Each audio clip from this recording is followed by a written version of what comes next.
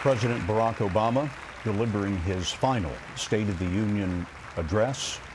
The president has 1 year and 1 week left in his second term. So, how do you speak to a Congress that will not pass your policies? Well, you talk about the future, beyond your own term.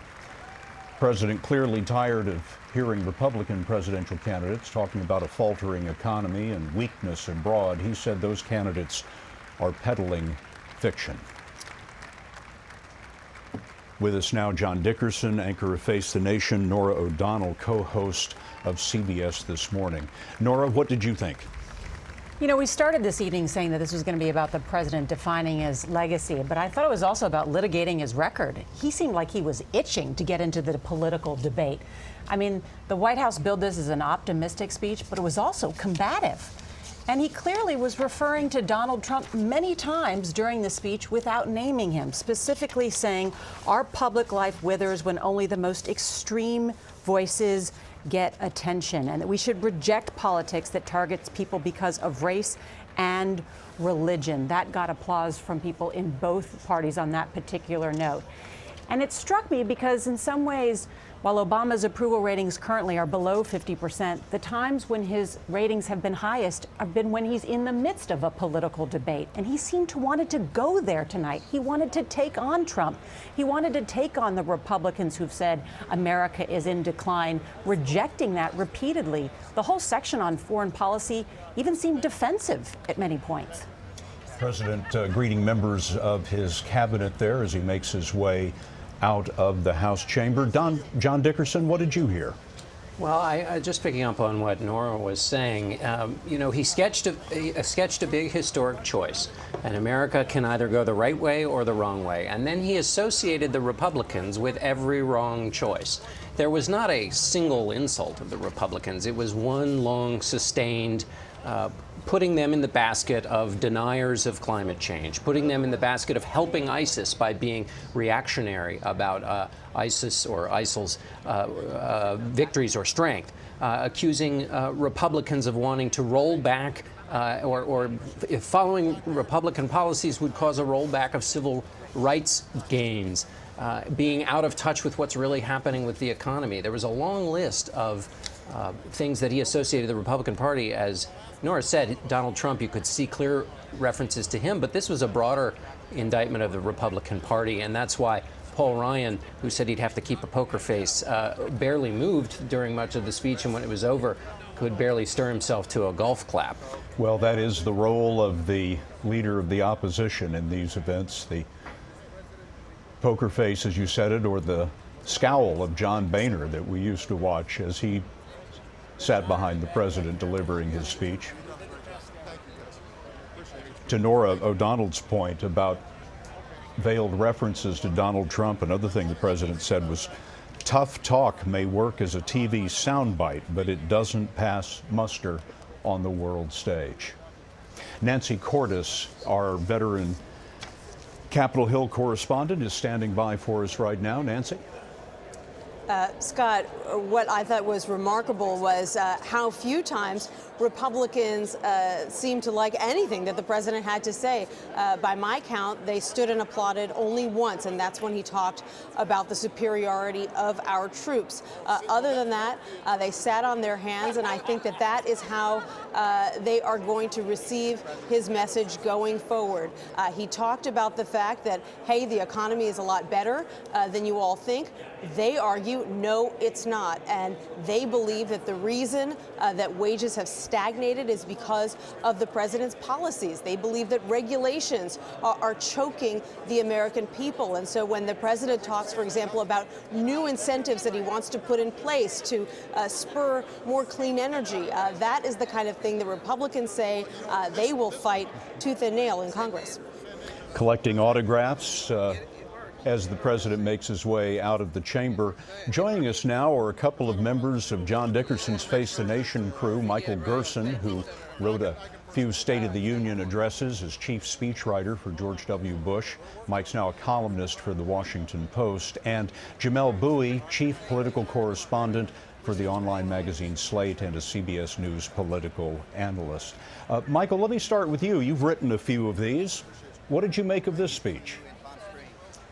Well, I think the theme of optimism was a powerful FDR-like theme, and it works because of the contrast to the Republican Party, where the language of the party now is so apocalyptic and so negative. I think that worked.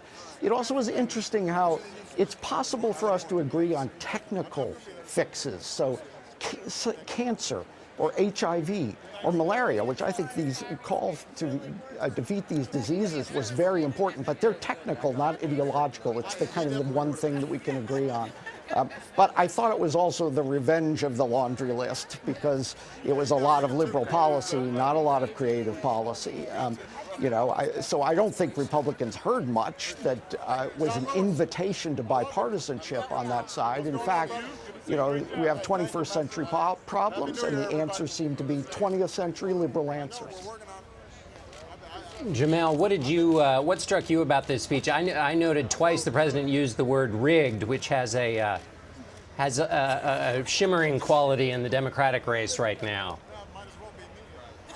It struck me how much of this speech was borrowing from these sort of resurgent leftism in the Democratic Party, from Bernie Sanders to Elizabeth Warren. And I thought all of that kind of existed in tension.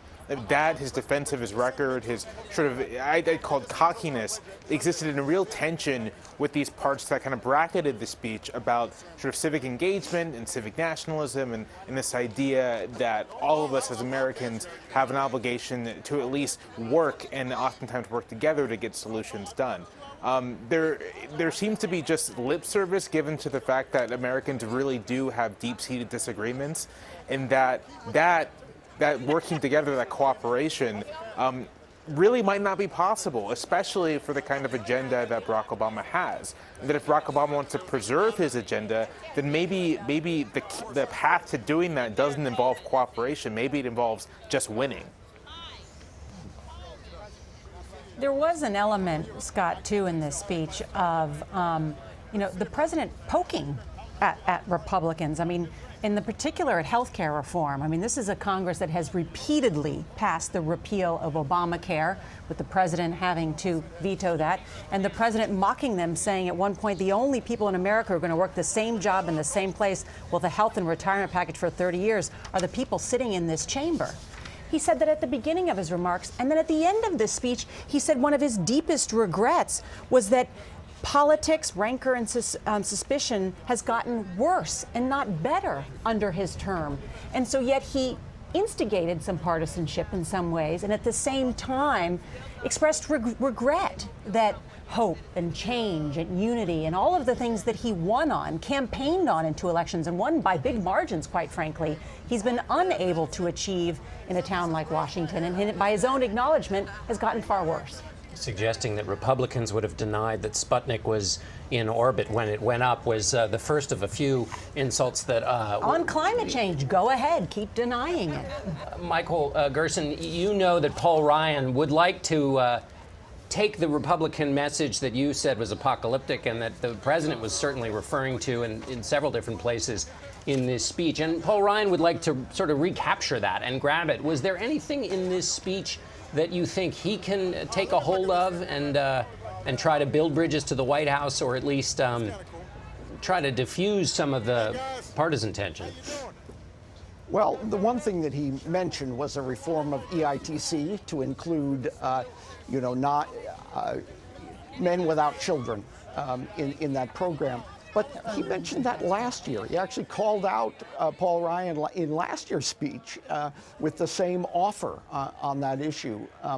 So as I said, I'm not sure that I saw too much on that. It should be a unifying national goal, social mobility. Democrats often talk about inequality, and Republicans often talk about opportunity. Mobility should be something they can agree on, but I'm not sure there was much substance.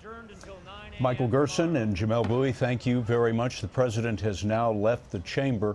Let us show you something that caught our eye as we were watching all of this. You can call it the graying of America. Have a look. This is President Obama in 2009 delivering his first address to the Congress at age 47. And with each passing year, the brown hair gives way. And now at the age of 54, the president is almost totally gray. And I ask, what's wrong with that?